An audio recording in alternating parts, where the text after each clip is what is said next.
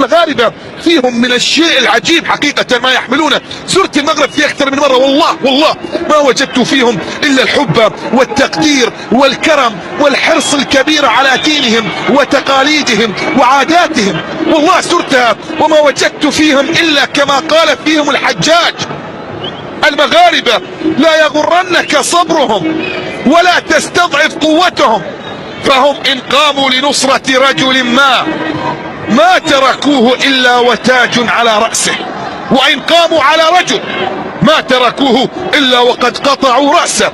فانتصر بهم فهم خير أجناد الأرض.